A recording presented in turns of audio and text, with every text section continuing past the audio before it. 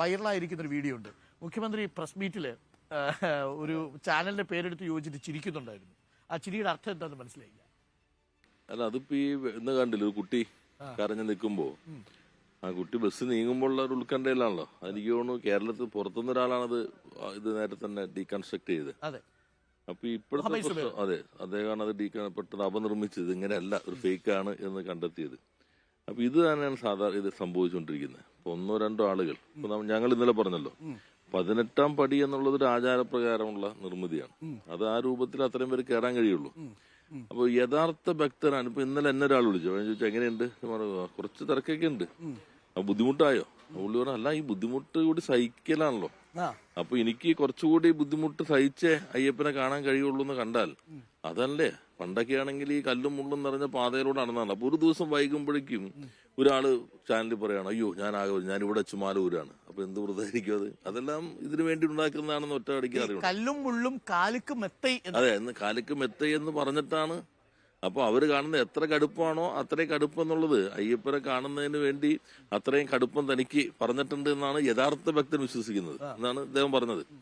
അപ്പൊ അത് ഉടൻ തന്നെ ഒരാള്, ഞങ്ങൾക്ക് ഒരു ദിവസം കാത്തു വെക്കേണ്ടി വന്നു, അതുകൊണ്ട് ഞാനിതാ മാല ഊരി ഇവിടെ വെച്ച് അവസാനിപ്പിക്കുന്നു എന്ന് പറഞ്ഞാൽ അത് യഥാർത്ഥ ഭക്തനായിരിക്കില്ലല്ലോ. ഇവർ കൊണ്ടുവരുന്ന ഓരോ നിർമ്മിതികളായിരിക്കില്ലേ.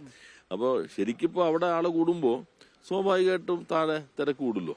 അപ്പൊ ആ ഒരു ഇതാണ് സംഭവിച്ചിട്ടുള്ളത്. അത് വല്ലാതെ അങ്ങ് പർവ്വതീകരിച്ചിട്ട് വിവാദങ്ങൾ സൃഷ്ടിക്കുക, നേരെ വിശ്വാസമായി ബന്ധപ്പെടുത്തുക, രാഷ്ട്രീയ നേട്ടത്തിന് വേണ്ടി ശ്രമിക്കുക, വളരെ അപകടകരമായിട്ടുള്ള ഇത്തരം നീക്കങ്ങൾ കേരളം പോലെ വളരെ പുരോഗതി ആർജിച്ചെന്ന് കരുതുന്ന ഒരു സമൂഹത്തിൽ നമ്മൾ സ്ട്രോങ് അല്ലേ?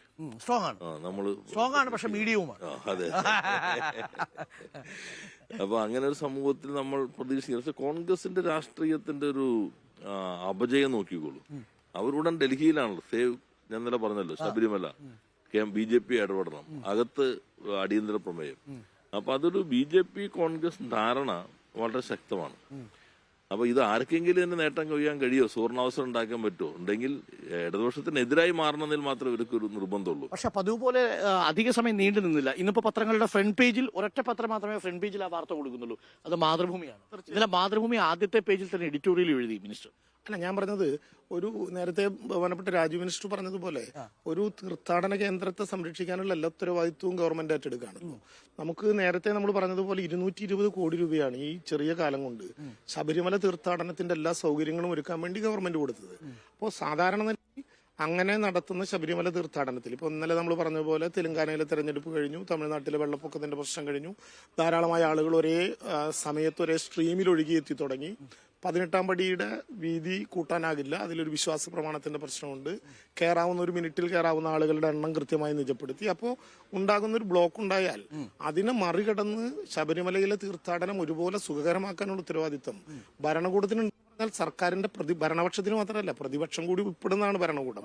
അപ്പോൾ യഥാർത്ഥത്തിൽ ഈ ക്രൈസിസിനെ കേരളത്തിന് ഒറ്റക്കെട്ടായി മറികടന്ന് തീർത്ഥാടകർക്ക് അവസരം ഉണ്ടാക്കാൻ ക്രിയാത്മകമായിട്ടുള്ള നിർദ്ദേശങ്ങൾ വെക്കുന്നതിന് പകരം ഇത്രയും കാലമായി കേരളത്തെ നിരന്തരമായി ദ്രോഹിച്ചുകൊണ്ടിരിക്കുന്ന കേന്ദ്ര ഗവൺമെന്റിനോട് ഇടപെടണം എന്ന് പറഞ്ഞ് നിർബന്ധമായി കൊണ്ടുവരുന്നതിന്റെ പിന്നിലെ രാഷ്ട്രീയ താല്പര്യം ജനങ്ങളാൽ ചോദ്യം ചെയ്യപ്പെടും. കാരണം ആളുകൾക്ക് ഇത് മനസ്സിലാകുന്ന